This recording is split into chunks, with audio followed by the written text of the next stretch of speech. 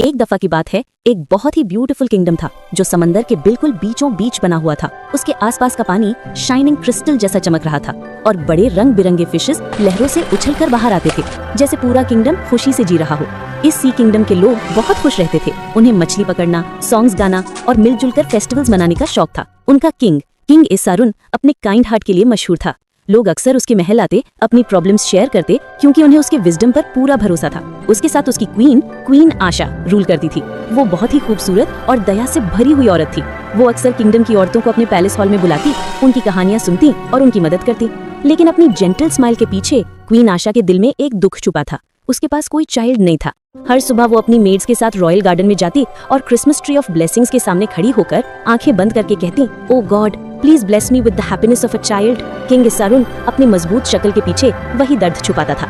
वो palace balcony से समंदर को देखता और चाहता कि एक दिन महल में बच्चों की हंसी गूंज उठे। वक्त गुजरता गया, दिन महीनों में, महीने सालों में बदलते गए। फिर एक सुबह पैलेस की घंटियां खुशी से बज उठी। क्वीन आशा ने 2 डॉटर्स को जन्म दिया, ट्विन सिस्टर्स। पूरा किंगडम जश्न मनाने लगा। सूरज और रोशन हो गया, समंदर गोल्डन लाइट में चमकने लगा और लोगों ने खुशी के सॉन्ग्स गाए। रॉयल कोर्टयार्ड में एक ग्रैंड सेलिब्रेशन हुआ। लड़कियां रॉयल डांस कर रही थीं, डिलीशियस खाना बना और हवा में मीठा सा खुशबू था। किंग एसारुन और क्वीन आशा दोनों मुस्कुराते हुए अपनी दोनों डॉटर्स को देख रहे थे। 2 छोटी एंजल्स जो एक जैसे दिखते थे। बस एक फर्क था, एक के ब्लैक हेयर और दूसरी के गोल्डन हेयर थे। किंग ने प्यार से कहा, हमारा ब्लैक हेयर डॉटर का नाम मीरा और गोल्डन हेयर डॉटर का नाम सलीना होगा। Our black-haired daughter shall be named Mira, and our golden-haired daughter shall be Selena.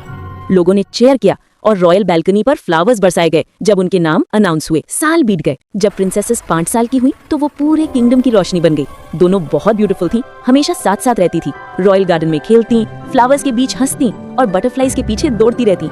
Maids उन्हें प्यार भरी नजर से देखती थी।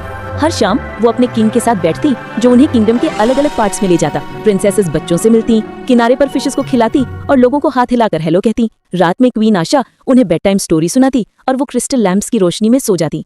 वक्त बढ़ता गया, मौसम बदलते गए और जल्दी ही प्रिंसेसेस 16 साल की हो गई।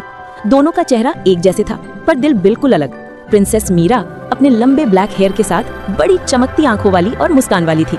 उसे ब्यूटी और डांस सबसे ज्यादा पसंद था। हर सुबह मेड्स उसके लिए नई ड्रेस तैयार करती, पर्ल्स और सिल्क से बनी हुई, और वो पैलेस गार्डन में डांस करने चली जाती। जब मीरा डांस करती, हवा में चमक सी भर जाती, फ्लावर्स तुरंत खिल उठते और आसमान में रंगों की रिबन सी तैरने लगती।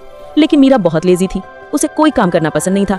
डांस के बाद बस सो जाती। अगर कोई उसे उठाता तो वो कहती, let me sleep, go away, I need my rest. उसकी सिस्टर प्रिंसेस सलीना बिल्कुल उलट थी।